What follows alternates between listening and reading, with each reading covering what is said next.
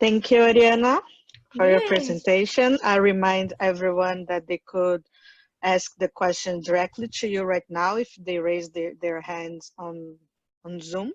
But I think we could start also for chatting, the ones who prefer to write. I think we could start with some questions we already have, and then people got more excited to share their questions. What do you think? Good. Good. Sounds Good. good. So the first one, Irene Chemi asked if we had time, you could explain a little bit more about mailing chip, how it's Good. used and the benefits of it. Good. Sure. Do you want that I share with you? Thumbs up if you want. Yes, So let's please. go there. So MailChimp, it's a platform that we have to um, make the emails massive, and you can share with all your audience. You can create also a kind of personalization messages with images, videos. So I will share with you the link of mailchimp.com, and you can upload the database that you have. If you have emails or your contact, you can create an account with them, and you can make an email every week. So the idea of this is to create the automatication of the content. So what is important more than MailChimp, the platform, is the idea of email marketing. As MailChimp, you have constant contact, you have MailChimp, you have more option. I think MailChimp is not the important thing here. The important thing here, it's about the email marketing communication. And I would like to talk about this. The email marketing communication, it's interesting because it works as a recap of what you have been doing during 1 month with your teams. So you can share an email with your teams about a recap about this conversation. So they will have all this information in just one email. And after you make a congress, and you can make a recap of that congress, you can share photos, you can share videos. So I would like to recommend to you that you make this kind of a strategy of email marketing. I think can have really good results if you have the team to designing, or if you are if you can use the platform. The options that you have to create the email marketing are MailChimp and Constant Contact. I will share with you through the chat, but it's really easy. And also I can share a tutorial to understand how to create your account on MailChimp. Is that good for you? Yes, thank you, Oriana. I think those information will be very useful, and especially the tutorial. I don't know if everyone is already using that. And I think also it fits on the kind of newsletter type of information you could also share with the community, right? Good. Okay. Regard the social media, Dawn Vertolini has a question that she commented that she had understood that if you don't post every day, you get dropped out from people's feed. I believe she mentioned the Facebook and Instagram. And she asked if she posts 3 to 5 times as they recommend, it's assured that will be kept on their feed. Yes, there is a myth that is about the algorithm that Facebook or Instagram will do something with you if you don't post. So the source is Instagram and Facebook, and they say that you don't need to have a post every day.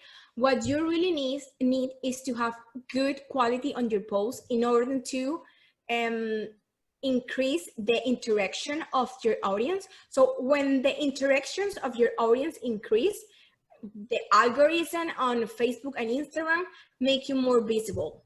So it doesn't depend if you post every day. Yeah, it's important to connect, to keep the conversation constantly, but it doesn't mean that you have to do it every day. So for example, if you post every day, but no one interacts with you or comment or share your content, Facebook could see this and you can disappear off the wall of your people. So I would recommend, if you have a marketing team and you can share information every day, that will be great. But if you have, if you prefer to share great and value information, I would recommend that you don't have to do it all 5 times of, you don't have to do it all the week. Okay, and here I think a question that follows what we're discussing from Lemons. She asking if she can repost, she or he, sorry, I don't know, if can repost something you have posted before if you think the views or comments were not up what you expect, or it could reach your audience. Do you mean the same post? Do you Yes, need to repost it. If you post something very important, but you saw that you couldn't reach out to the audience in a proper way, or you feel that people didn't reach the message didn't reach the people properly, if we could reshare it, if it counts. Sure. I would recommend in those cases that when you share something and the people doesn't interact, I would recommend that you change something in the way that you communicate it, because when the people don't comment and don't share, it's because they didn't feel connect with your content. And if you repost, you will have the same effect. It doesn't depend. The people think that because you post in 1 hour will be the successful post. No. Yes, you have hours, special hours when your post will have more reach, but I think in those cases, what I recommend is, yes, you can repost, but try to change the message, try to change the caption, try to give a twist to understand why the people don't react. Because if you share the same information that people don't comment, so I would say that will be the same. Okay, and regard posting and use it of the social media, Cesar is asking that he wants you to comment more about the abuse to use any kind of communication way, how to avoid it. So what do you mean with this story, Fernando? I believe that Cesar would like to know, like when you communicate too much, like you use the tools not only to address this communication, but kind of no restriction, no strategy, just use. Yes. And it might be negative on your image. If I'm wrong, Cesar, please step in or comment down. But I believe is that no, it's just because it's not because I noticed that not many people, thanks God, but several moments any person abuse the use of for example, the same post, the same tweet, the same WhatsApp post, abuse of that. So the question is how to avoid that kind of to be boring, for example. That I don't want to be boring in that kind of the communication. Okay, the important thing here is when you are sharing something that is relevant and it's important, your communication will be good for the people. But when you start to communicate everything about anything, it's when the people start to think, but why this person is talking about this? So that's the reason that it's really important to understand your personality and what your audience think that you should share. So if the people know that you are an organization and you start to share and how to make a cake, the people will say, what? This person is talking about this. So in terms of times that you share, yes, imagine that you are in a conversation and you speak 3 hours.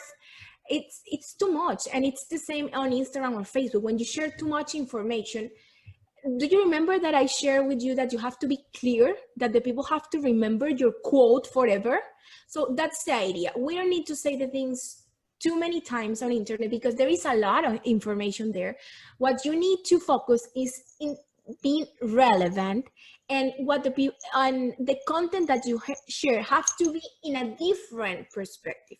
When you create this, when you focus your attention in something relevant and something different, the people will not get mad because you share information. So when you are when you have your wall on Facebook and you feel like, I don't like this kind of content that these people share, it's because you don't feel connect with the content. And if someone shares twice per week, but the content is not, the content does not connect with you, you will say like, no, this person is sharing too much information, unfollow. So I think for me, the relevant here is to talk about topics that your audience matters. And thank you, Oriana. And here we have Alex Stewart. He's asking, how many people do you recommend on a team to successfully create content for social media? And what skills should the NMO look to make this team a strong one? Fernanda, sorry. Can you repeat again for me? Yes. So how many people do you recommend on a team to successfully create a content in social media? Okay. And what skills the NMO should look for to build this team? Okay, good question. Well, depends. Depends of your budget, depends of your team, depends of your objective as a foundation. If you already set your goals and you already found all your objectives, and now your objective is to increase your communication, I will recommend that you create a good team for your social media channels. I would say that if you go to an agency, a marketing publicity agency, they could be like 5 persons working on one Instagram account, but they are an agency. So I could say that you can need 1 to 3 persons working on your social media channels. But please, if you are just one person, don't say that you cannot do it. Yes, one person can do the work, but maybe you need to understand what kind of content you can create, because when you share information on Instagram, you need someone, or yes, someone that have the idea of writing, because you need to write a caption. Also, this person have to have a design idea, because you need to share posts, you need to share some information and images, and also someone that have knowledge about digital communication. So if I tell you that, I could say 3 person on your team, but maybe your organization doesn't have all these people for support the digital communication. So I would say, so think strategy, so think about a strategy, and I would recommend that you have 1 or 2 on your foundation. What is really important, it's to have people to share the feedback. So if you don't have a big team, it's really important that you share with someone of your team that maybe it's not the marketing person, but you ask to them, what do you think about this caption? That may click with you, that connect with you, because we always need feedback about the communication in our digital channels, because sometimes when it's just one person writing about the content, this person cannot see why the content is not connecting with people. So for me, it's important that if you are just one person managing your social media channel, feel free to ask to your partners on your work or in the foundation what they think about the content. Always is important to hear the audience and to hear the people on social media. Thank you. And I think the next question made from Dawn Rotellini, it's complete a little bit what you're explaining. She wants to know if it's important to have someone at your organization to monitoring your social media pages every day to make sure that no one posts bad information or negative information. Definitely you need to have someone that works with your social media channels and your digital strategy, because as I mentioned, always someone is asking or searching on internet about your topic, also commenting things about your foundation. So it's important that you have someone monitoring what the people is talking about your foundation on internet. So imagine that you are in a conference in a real life and the people start talking bad about you, and you cannot hear what they say. So you cannot defend yourself about what they are saying. So the same happen in internet.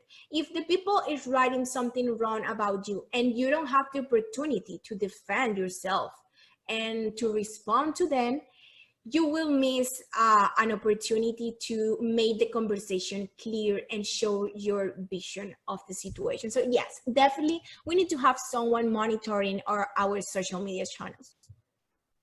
I saw that Lawrence has his hand. Would you like to open your mic and make the question directly, Lawrence?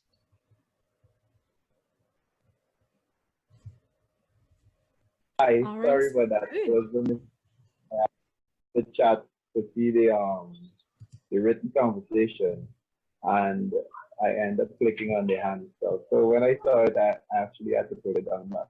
But I'm okay. Okay. Yeah, Fernanda, there's another question from Megan. Yes, we have some questions in the chat. I'm going through all of them. I try to group them to topics so we could keep the discussion more fluid, but I'm not missing anyone. And I'm going to the Megan's question because I think it's complement. So she's concerned about how you organize people in the WhatsApp groups and try to handle the ones who post irrelevant things on the groups. Okay, the first thing with the WhatsApp groups is that you have to show that you are the leader. So it's important to make them understand that you are the person that we rule the team.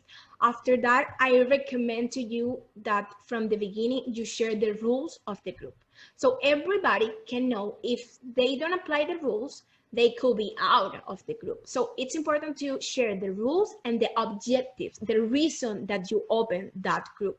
Because the people think like it's WhatsApp and the people think that it's something informal. So they start sharing another stuff. So the first thing that you have to do, first, you have to be the leader. You have to be the first voice that talk about it. And every time that someone comments something, make sure to respond because they will see that you are the person that always is in charge of that group. Also share the rules of the group and the objective of the rule.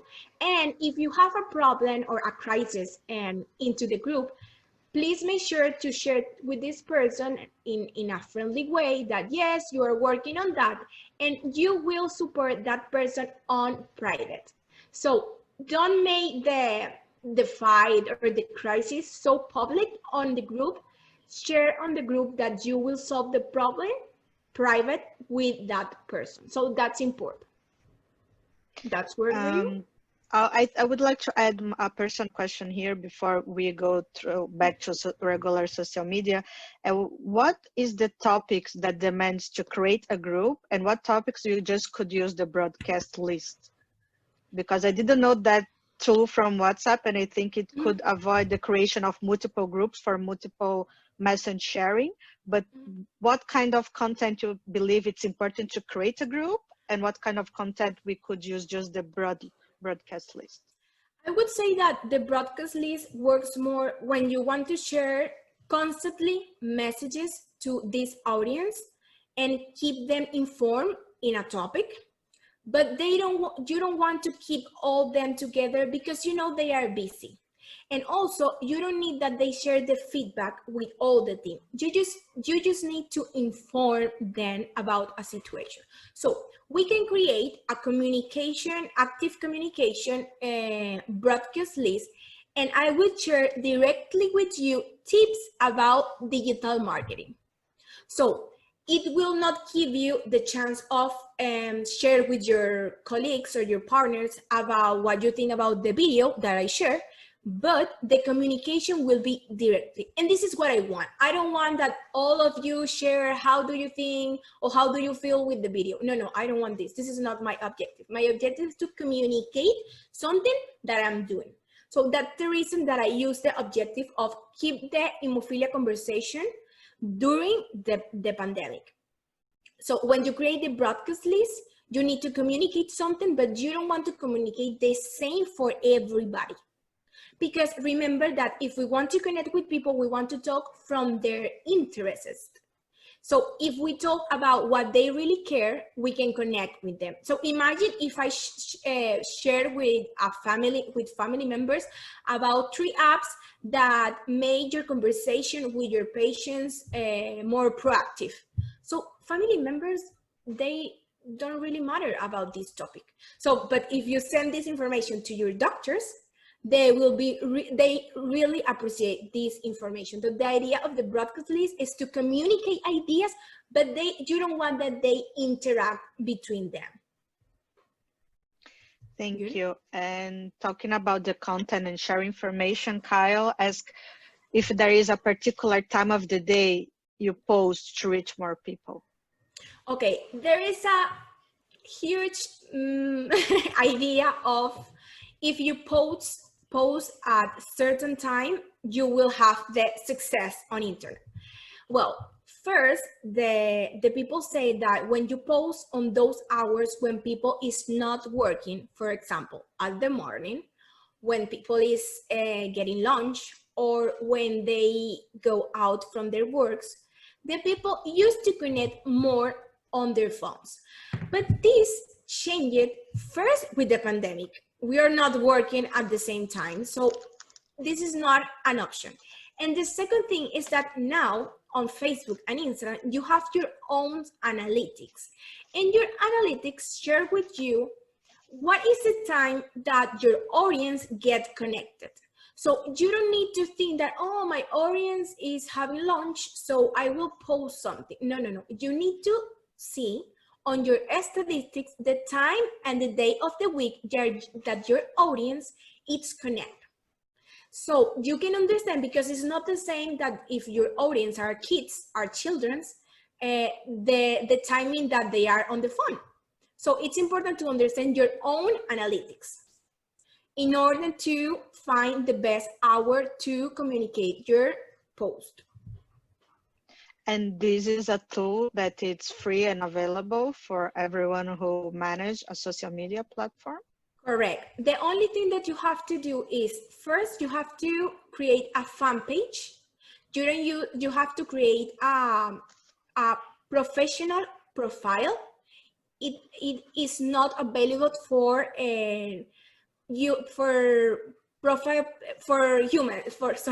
for me, for example. If you are a natural person, it's not available. You have to create a professional profile in order to have the analytics. Also, Instagram have the option that you create a creator or a professional or organization profile, and they will give you the analytics, and it's something that is free. I also can share with you a tutorial video when they say how to make that configuration on your social media channel. I think would be very important if you could share. I don't know, especially the ones who didn't have a professional agency or a professional in charge of the social media, would be good if you could share those tools. And did you recommend any certain day of week for types of content, or it's go through this analytic everything? Yes, it will depend of your analytics, but it's common that people during the weekend, it's more connect on their phones. Anyway, we are in a pandemic and the things changing. So what I would recommend is try to understand your audiences, what they are doing now. Remember, it's not the same that what the people do 3 months ago, that now. So if you post maybe on Sunday, and the people need on Sunday to get disconnect of social media because they have all the week in front of their phones, you will have the effect that you don't want. So make sure to understand what is happening now and connect those days. I have a question here from Lawrence. Any tip on prevention of hacking your page or website? Okay, that's a good question, but I don't have an answer. And because that's a different topic, what I would recommend is that you don't sign in everything with Facebook. Do you know that every time that we want to download an app or a new program on our computer, they give you the option of sign in with Facebook. So don't do that, because you are sharing information with a lot of different pages that you don't know where they come from. So I don't have, I'm not expert on hacking, but this is something that everybody recommends. Don't sign in every page with Facebook. Thank you. And I think to finalize, and if no one has any other question, Irene, she asking if people are able to comment on information sent on broadcast list. When they respond to you, they respond directly to you as a private messages. If it's like when you open a conversation, a chat with someone, it's the same. And to have a question here from Salome, could you explain again better the difference between a personal Facebook page and official or organizational Facebook page? Because I think people sometimes they confuse what is personal profile and how to create a professional page. Okay, that's the word, personal profile. We found it. Okay, yes. When we talk about personal profile, it's more when you share content for your family, for your friends. So Facebook give it to you some tools for that kind of content. Well, but when you create a professional or a store kind of profile, Facebook will give you more opportunities and more tools to improve your participation or improve your reach on this kind of audience. For example, first thing, the personal users or profiles, we don't have the option for analytics. So this is the first thing. So if you are an organization, you need to have your analytics in order to understand to your audience. So that's the first thing that is really important. The second thing is that when you are when you are a foundation profile or organization, you have the opportunity to pay ads, to pay advertising. And when you pay advertising, you can reach different people that is not on your audience. So imagine that you have 2,000 of followers, but if you pay ads, you will pay to have a reach of 10,000 of people. And you can also include the interests of these people. So you can include they have interest on health, they are interested on mental health, they are really interested on communication, and you can include different interests that will connect with them. So first, what I mentioned, you have the analytics, you have the opportunity to create ads on your with your community. Also, I would like to let you know that you have to pay for this. You have to pay to Facebook for make ads, and the budget depends on you. If you have $10, you will say to Facebook, I have $10.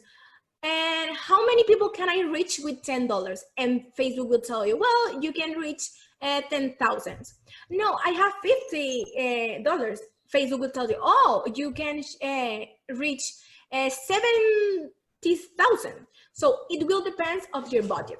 And another stuff that is different from one profile to other, it's that you can create automatic content. You can program, you can make a schedule of your content.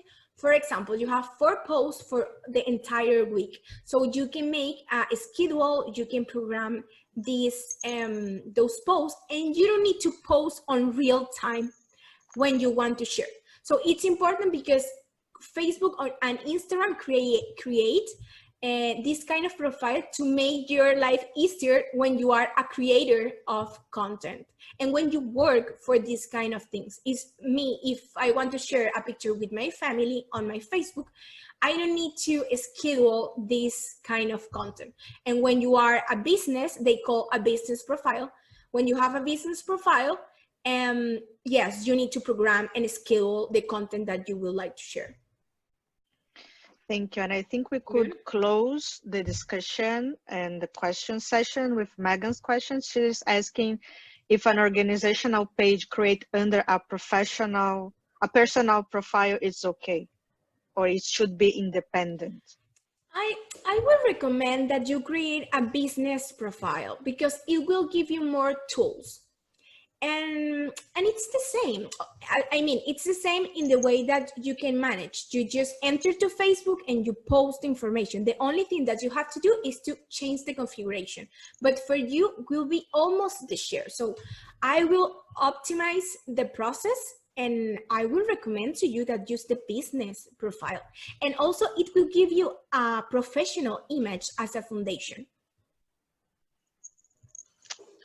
Okay, thank you very much, Oriana. I will hand back to Irene, our MC. Wow, this has been an amazing session. The questions keeps flowing and flowing. Thank you so much, Oriana, for just a wonderful interactive session. I believe that many of us have learned, and I'm hoping that you'll keep the conversation open so that in the event different organizations have different specific questions, they can reach out to you so that you can just sort of guide them in the coming days to help them just understand better digital marketing. Now, as we close, I'd like to invite Salome Mekuzla, our Director, Regional Development at the WFH, to say some few remarks. Thank you. Thank you, Oriana. Thank you, Irene. And apologies, I missed the beginning of the first part of the webinar, unfortunately, but rest assured I will watch the recording because this topic is very interesting for me personally. One takeaway I think I have, it's very exciting to learn how much and how limited really this world is, you know, the digital world, and how much we can really use, and many of it for free or to very little cost, and reach out to wider audiences. But also I appreciated when you made some comments and even some of the questions from participants that came up on really which resources, which tools to use for what purpose, because there are so many available, and I feel like I myself being added in so many groups, personal, friends, networks, relatives, chats, etc. It's so hard to keep track. And if we really want to give some quality, you know, content to our target community and members, it's important that we are selective. There are out there many tools. It is so useful for us to know and refresh, but also expand our knowledge. Even I think many of you already know and are using them, but I think we all learned something new from you today, Ariana. Yeah, so something for me also to keep in mind, because I lose track of many groups, chats, etc. So I think it's important that we show as our organizations, we are able to show to our communities what is the added value, why others have to be part of our group or a network or a chat. On another note completely, I wanted to remind you that we do have a webinar next Monday for our development grant program, and it is it will be a different one, not a typical webinar. It's mainly really a Q&A. With some of you already registered to them, to the webinar, and have sent us questions for which we want to thank you very much. So we will build the webinar around that. It will be very interactive, answering to your questions about the program. There were many questions about some aspects of writing the proposal, developing budget, measuring the outcomes, which is not easy. We all agree. So we look forward to have you participate in it. We've shared with all of you the information about the upcoming webinar. You will see Dawn there as well, so don't be surprised. So that's next Monday at 9 o'clock the Eastern time. We have also sent to all our national member organizations today an email about a survey that we launched. This is a survey of all our NMOs. And the purpose of it, the main purpose of it, is for us to really understand how your situation and how our communities were affected by the COVID-19 pandemic. We hear a lot from you, we get a lot of feedback, but we don't have sufficient information, we believe, from all the countries. So we're really interested to know how did the pandemic affected the community? How did it affect the work of their organizations? Are you able to continue providing the services or programs, or how you have changed and adapted as we all are trying to do? And what can WFH do to support you in this process? So that's really the objectives of the survey. It won't take long for you to fill it out. It's about 10 minutes. We've developed it in 5 languages also to make it as easily accessible as possible. So we have it in English, French, Spanish, Arabic, and Russian. So I really hope you will take the time to fill it out. And thank you in advance. Again, thank you back to Oriana for the positive energy and very engaging manner you have of keeping us engaged and running the workshop. Thank you. I would like to ask you a request before we end for a picture. Is that possible? Maybe everyone should get their camera on, or those who can. Yes, okay, so before we take the picture, we will have Cesar Gerardo just giving us the final remarks. Cesar is a member of the WFH Executive Committee and has served in various capacities for the last 14 years. Welcome, Cesar. Thank you, Ring. And before the picture, it's a wonderful, really, because well, I want to thank to Salome, to the regional managers, Irene, Miguel, and Fernanda, and of course the outstanding performance from Oriana, who is or has been someone outside of the hemophilia issue. Even she is the girlfriend of a patient with hemophilia, so obviously she demonstrated that kind of the commitment. But at the same time, I want to get the key message of this is because it's possible with this kind of the initiative, with this kind of activity to make face in front of the hemophilia. Can you imagine, for example, if we use this kind of the strategy and we had Oriana Lozada in the past when we had to make face in front of the pandemic with HIV, for example? Can you imagine if we had this kind of the tools and facilities, electronic devices? So the future for us, I think, is really wonderful in terms of we take advantage of this opportunity. So I want to the audience, of course, we had people from the Caribbean island, from South America, from Africa, and from Palestine as well, because 2 people from Palestine joined us. So that is wonderful. That is wonderful, really. So thank you to all. And Oriana, please, the picture. Great. So feel free to smile and say cheers. Let me clean my phone. Good. So put on your videos. Yeah. 2, 3, great.